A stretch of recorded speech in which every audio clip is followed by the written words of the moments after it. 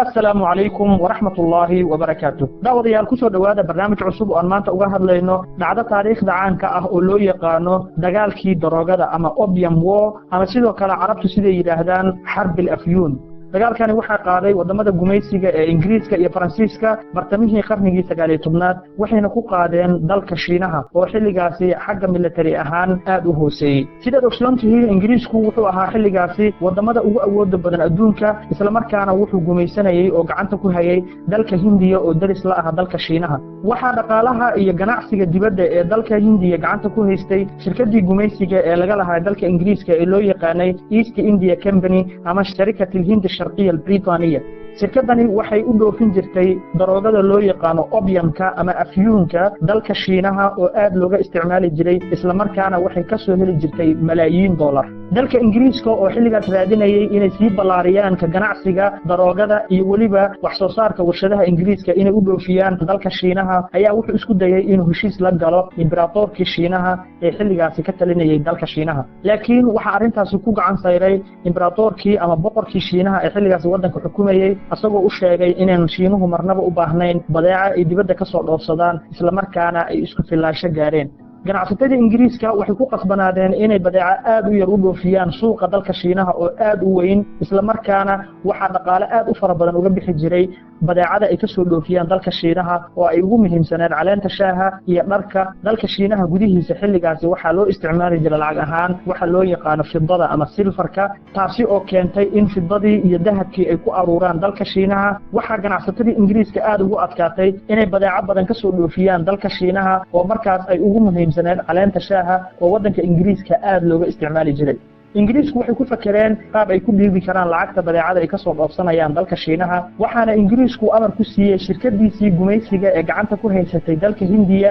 ee la oran jiray East India Company inay ku beerto daroogada opiumka loo yaqaano ama afyuunka dalka Hindiya gudihiisa isla markaana ay u dhoofiso dalka Shiinaha si markaasi ganacsatada Ingiriiska ama burcadda ka ganacsanaysa daroogada ay u helaan dhaqaale fara badan isla markaana ay u dhiibaan lacagta badeecada ay ka soo dhoofsanayaan dalka Shiinaha oo sidaan sheegnaba ay ugu muhiimsanayd caleenta shaaha. xukuumadii imbratorkii Shiinaha ayaa ku baraarugtay dhibaatada daroogadu ku hayso dadkooda isla markaana waxay go'aan ka soo saareen in la mamnuuco ka ganacsiga iyo soo dhoofinta daroogada gudaha dalka Shiinaha. laakiin shirkadii gumaysiga ee East India Company arintaasi dhag uma dhigin waxayna sii wadeen in qaab sharci darro ah ay ku galiyaan kumanaan tan oo daroogo ah gudaha dalka Shiinaha ayagoo malaayiin dollar ka sameynay. waxa aad sare ugu kacay gudaha dalka Shiinaha dadka qabatimay daroogada isla markaana waxa ka dhashay dhibaatooyin bulsho iyo dhaqaale oo aad u baaxad weyn. xukuumadii Shiinaha mar labaad ayay go'aan kala soo saartay oo gabi ahaanba ku joojinayso ka ganacsiga iyo soo dhoofinta daroogada.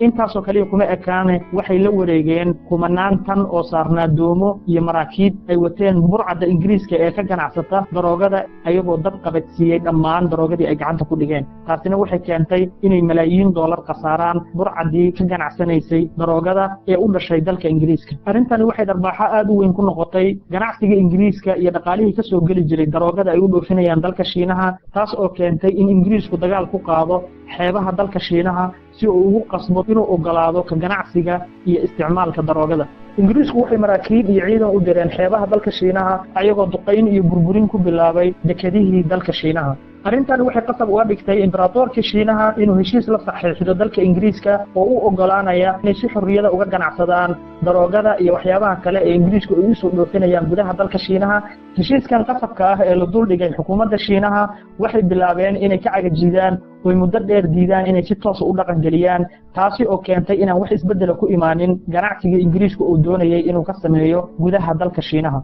mar labaad ayaa Ingiriisku wuxuu isticmaalay awood military asagoo marmarsiye ka dhigtay doon ay xukuumadda Shiinaha ama ciidamada dalka Shiinaha gacanta ku dhigeen oo daroogo waday oo ay saarnaayeen niman Ingiriisa isla markaana sidatay calanka Ingiriiska. laakiin markan waxa ku soo biiray dagaalka daroogada dalka Faransiiska oo marmarsiye ka dhigtay in dalka Shiinaha gudihiisa lagu dilay nin faafinayay diinta Kirishtaanka oo u dhashay dalka Faransiiska.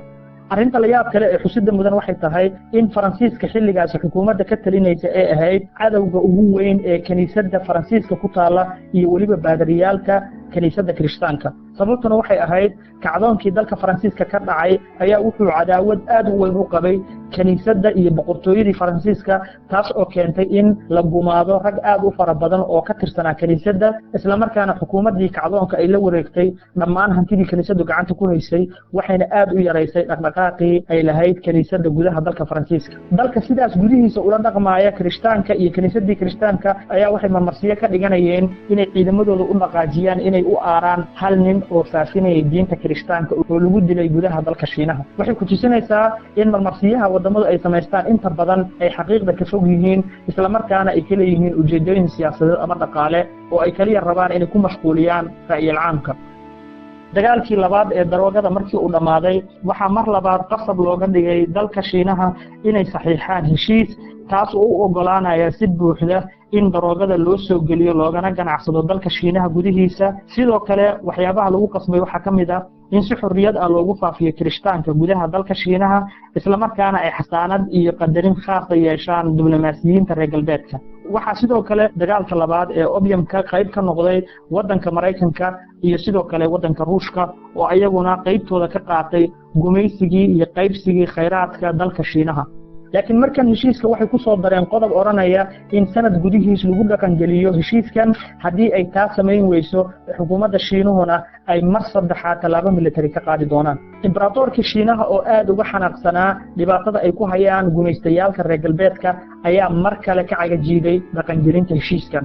markan Faransiiska iyo Ingiriisku waxay toos u weerareen caasimadda dalka Shiinaha ee Beijing ayagoo galay qasrigii imbratorkii ama boqorkii Shiinaha isla markaana qaatay waxa la wixii hanti iyo dahab yaalay kadibna waxay dab qabadsiiyeen qasrigii imbratorka ee ku yaalay meel u dhow magaalada Beijing ee caasimadda dalka Shiinaha nin qoraa ah oo arinta ka hadlayay ayaa wuxuu yiri labada kooxood ee burcada ah ee Ingiriiska iyo Faransiiska ayaa waxay galeen kaniisadii Aasiya oo uu ula jeedo qasrigii imbratorka Shiinaha isagoo midkood bilaabay inuu boobo qasrigii kii kalena uu dab qabadsiiyay labadooda midkood wuxuu buuxsaday jeebabka kii kalena sanaadiiqdiisa ayagoo garbaha is haysta oo qoslaya ayay Yurub u laabteen xukuumadaha waxa suuragal ah inay noqdaan burcad laakiin shucuubtu sidaas ma sameeyaan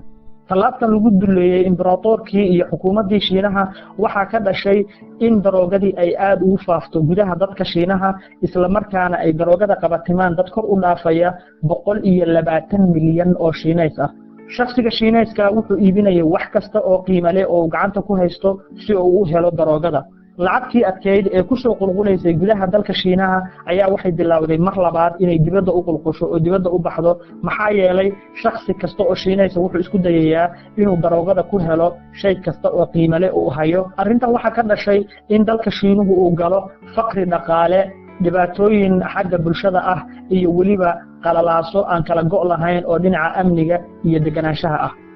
dhibaatadan inuu ka soo kabsado dalka Shiinaha waxay ku qaadatay muddo gaaraysa 60 sanadood waa arrin la fahmi karo in kooxo burcad ay ku dagaalamaan daroogo laakiin arrinta la yaab kale waxay tahay in wadamo ilbaxnimo sheeganaya oo xilligaasi ahaa wadamada xagga awoodda iyo xagga dhaqaalaha intaba ugu awoodda badnaa dunida inay u dagaalamaan oo ay wadamo u gubaystaan dadna u laayaan iibinta iyo ka ganacsiga daroogada arrintan maanta waxaan u soo qaatay daroogada labada wadan ee dariska nala ah ee Ethiopia iyo Kenya ay u soo dhoofiyaan dalkeena taasi oo aad ugu eg daroogadii lagu harqiyay wadanka Shiinaha iyo dadka Shiinaha qaadku waa daroogo laga dajiyo magaalo kasta oo dalka Soomaaliya kamid ah isla markaana la gaarsiiyo tuulo kasta oo dad Soomaaliya ay degan yihiin daroogadan waxa nooga baxda sanad kasta lacag gaarayso 100 milyan oo dollar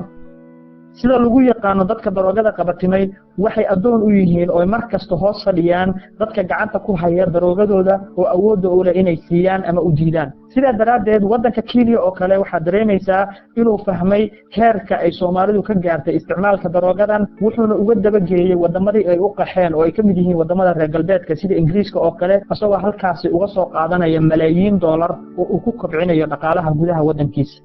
daroogadaasi waa shayga ugu badan ee aan ka soo dhoofsano labada wadan ee dariska nala ah haddana sida la sheegayo waxaan heshiis kula galnay inaan daroogada uga bedelano khayraadkii iyo kalluunkii Ilaahay nagu manaystay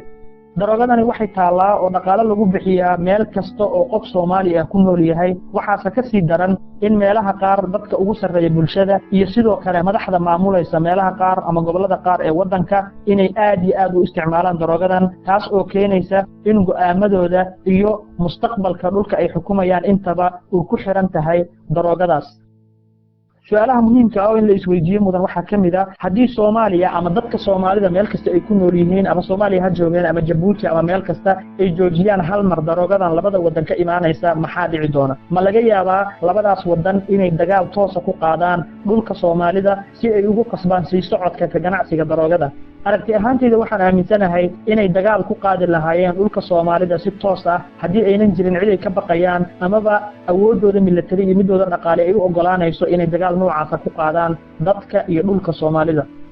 markaan akhriyay dhacdadan taariikhiga ah ee loo yaqaano Opium War ama Xarbul Afyun ama dagaalkii daroogada ee dalka Shiinaha ay ku qaadeen wadamada reer galbeedka waxa ii soo baxday dagaalka daroogada qaadka ee Soomaalida hadda lagu hayo ee ay ku hayaan labada wadan ee dariska ah inayna waxba ka dumnayn dagaalkii Afyunka isla markaana dhibaatada bulsho dhaqaale siyaasadeed iyo waliba akhlaaq iyo anshax ee ay nagu hayso daroogada qaadka inay boqolkiiba boqol la mid tahay daroogadii Afyunka ee lagu harqiyay wadanka Shiinaha iyo dadka Shiinaha qof walba oo naga mid ah waxa la gudboon inuu dadka ka wacyi geliyo oo door ka qaato joojinta ama yareynta daroogadan sida daraadeed shakhsi kasta waxaan ka codsanayaa fiidiyogan inuu la wadaago asxaabtiisa sidoo kale aragtidiina inaad qaybaha hoose ugu la wadaagtaan waxaan meesha hoose ee description-ka idinku dhaafayaa gabaygii caanka ahaa ee abwaankii Soomaaliyeed ee Abshir Nuur Faarax Bacadle uu ka tiriyay qaadka oo ah gabay aad iyo aad u tilmaamaya dhibaatada uu ku hayo bulshada qaadkani iyo sidoo kale